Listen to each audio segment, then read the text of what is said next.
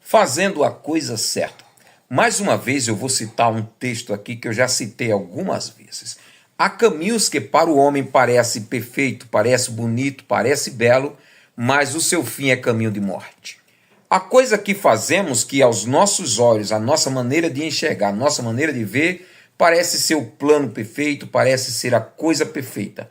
Mas a pergunta principal é, e aos olhos de Deus, isso que eu estou fazendo, como é que soa? Como é que é visto?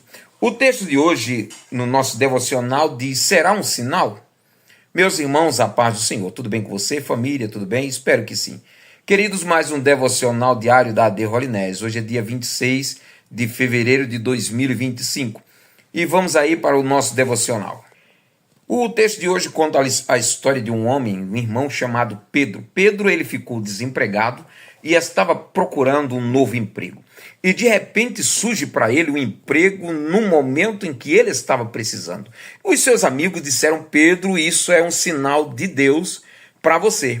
Porém, Pedro, ele já quase pegando aquele trabalho, ele começou a verificar qual era a empresa, do que se tratava aquela empresa, e ele descobre que aquela empresa a qual ele estava sendo chamado para trabalhar era uma empresa que estava envolvida com alguns escândalos, envolvida com corrupção, envolvida com algumas coisas. Logo, de antemão, por ele ser um cristão, ele disse, eu não posso aceitar este emprego nesta empresa, porque essa empresa não é uma empresa correta, não anda certa perante Deus, não anda certa perante os homens, mesmo sendo, parece um sinal, mesmo parecendo que ele veio cair no meu colo nesse momento, a minha resposta para isso é não. E ele conta, o irmão Pedro, ele conta a história da vida dele, que quando ocorreu isso, o primeiro texto bíblico que ele veio à cabeça, que ele veio à memória, foi a história do rei Davi. O rei Davi, ele estava escondido em uma caverna, estava sendo perseguido por um rei chamado Saul. O rei Saul, naquela época, entra dentro daquela caverna para fazer as suas necessidades. Acreditamos ser o número 2. Enquanto ele estava lá fazendo o número 2, Davi corta um pedaço da sua roupa, corta um pedaço da roupa do rei, do manto, e deixa o rei terminar a necessidade. Os soldados diziam para Davi, Davi, esta é a oportunidade que você tem para destruir o Saul e assumir o reino. Olha, Davi, Deus entregou Saul nas tuas mãos. Aí Davi responde e disse, não, está errado. Eu não posso colocar as mãos no ungido do Senhor. Eu não posso tocar em Davi, em Saul.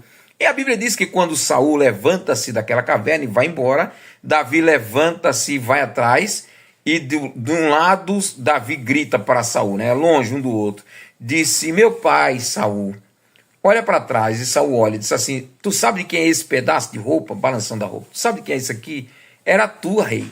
Deus entregou você em minhas mãos, eu poderia ter te matado, eu poderia ter passado uma espada e te eliminado de vez, os meus problemas acabariam, as minhas dificuldades iam embora, porque a maior dificuldade que eu tenho, rei, és tu, mas eu não fiz isso, por quê? Porque Deus me livre de tocar no ungido do Senhor. Há coisas que aos nossos olhos parecia ser perfeito, seria um golpe de mestre, mas aos olhos de Deus, como Davi seria. E você, o que você faria? Aceitaria o emprego de Pedro? Você mataria o rei Saul para ficar livre dos seus problemas? No Hakuna Matata, como diz o filme do Rei Leão? Viver para sempre em um local sem problema? Olha, vamos para frente agora. Livro de Número, capítulo número 15. Deus ordena a Moisés ensinar ao povo mais uma vez, sobre o sacrifício, sobre as ofertas pacíficas, sobre as ofertas pelo perdão dos pecados, sobre vários tipos de oferta. E uma das coisas que me chama a atenção nesse capítulo é a maneira que Deus trata o pecado de um homem individual dentro da comunidade.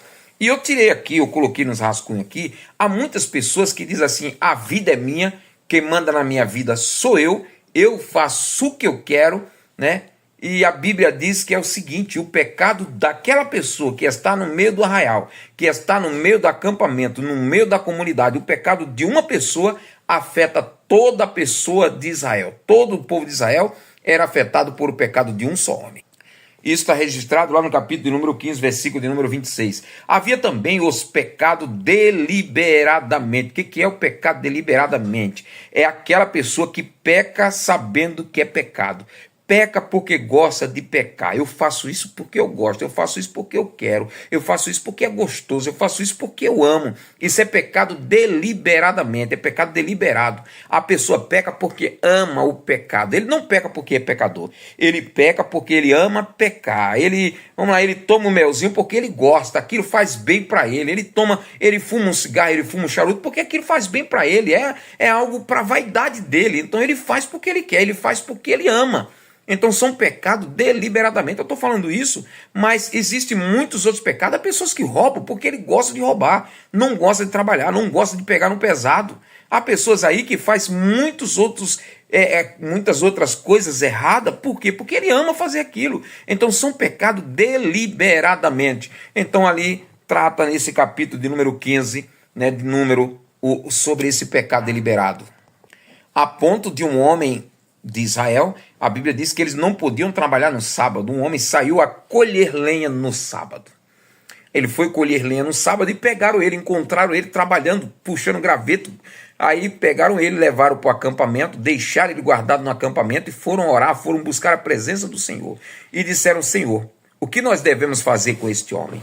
E a resposta foi imediatamente: ele tem que pagar pela sua própria culpa, ele tem que pagar pelo seu próprio pecado. Ele vai morrer. E a Bíblia diz que aquele homem foi apedrejado. Isso é o pecado deliberadamente e o preço que tem esse pecado. Chegou aí um capítulo muito triste, uma história muito triste. A história de 3 homens que se uniram contra Moisés, contra Arão e contra o próprio Deus. O nome deles é Coré, Datã e Abirão. Esses homens, eles se levantaram, colocaram toda a comunidade de Israel, principalmente os da tribo de Levi, da tribo de Ruben, contra Moisés e Arão.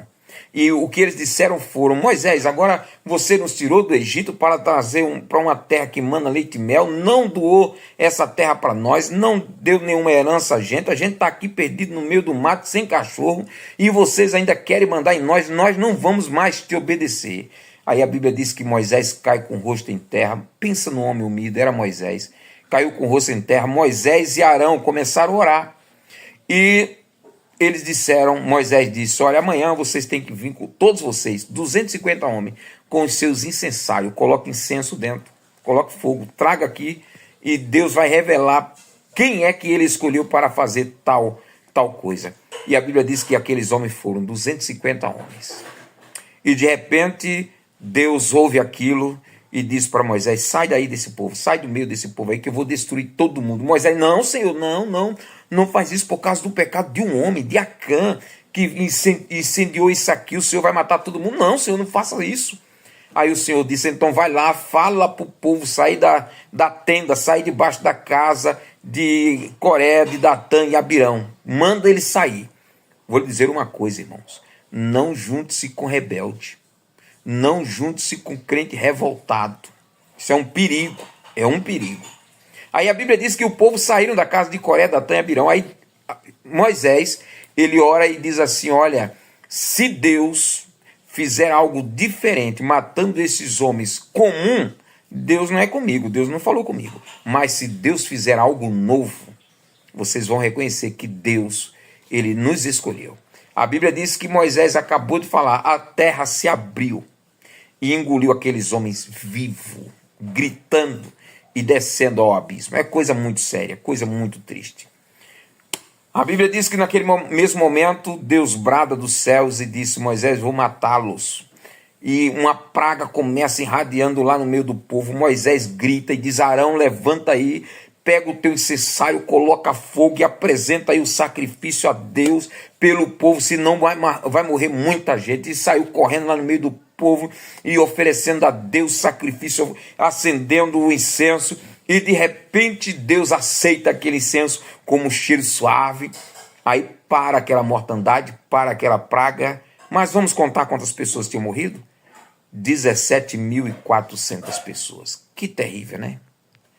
E o que me chama a atenção era que aqueles homens, Coré, Datã e Abirão, eram homens eleitos pela comunidade. eram homens de tarimba, eram homens tarimbados, eram homens para qualquer um dizer ali está um líder, né? Mas revoltou-se, tomou caminho errado, tomou caminho diferente. Vez ou outra a gente encontra obreiros assim.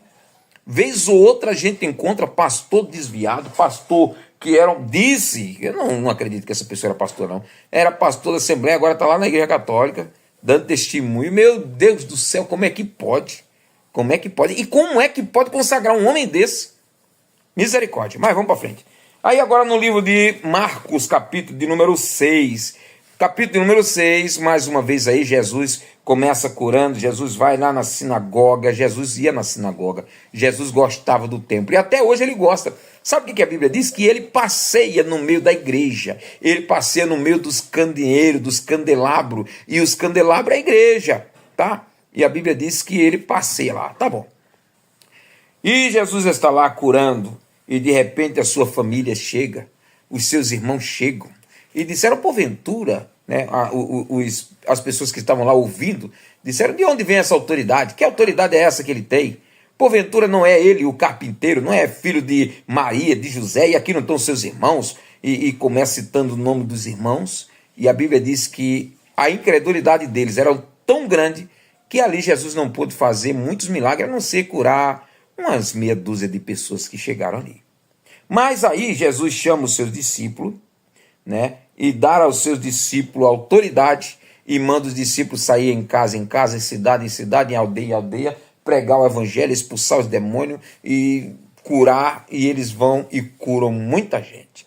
Terminando o texto bíblico, aí conta aí sobre a história de João Batista também. A Bíblia diz que João Batista começou pregando, e João Batista pregava contra a vida de Herodes. Herodes vivia uma vida de bígamo, né? Ele juntou-se com a mulher do seu irmão Filipe, juntou-se com Herodias, e ele não podia fazer aquilo, né? João chamava a atenção dele, e a Bíblia diz que Herodes gostava de ouvir João. Ele tremia, ele tinha até medo de ouvir João. Isso diz aí no capítulo número 6 do livro de Marcos. Mas chega um momento que João irrita ele, né? E ele manda prender João. Manda prender João. Herodias, a mulher, sabendo que João estava preso e que ele só pregava, batia muito nela, né, por causa do adultério dela, né, João batia. Aí a Bíblia diz que um dia Herodes completou aniversário, fez uma festa, os irmãos podem ir lá, é uma coisa muito linda a festa, chama muita gente de nome, de renome no governo, porém, no meio daquele povo vai uma menina, filha dessa mulher, da Herodias, e ela dança, diz um outro texto aí que o nome dela era Salomé, ela dança e agrada ao rei. Quando ela agrada ao rei, o rei disse, olha, pede o que você quiser que eu te dou. Irmãos, quando estiver alegre, não promete qualquer coisa que você pode se enrolar.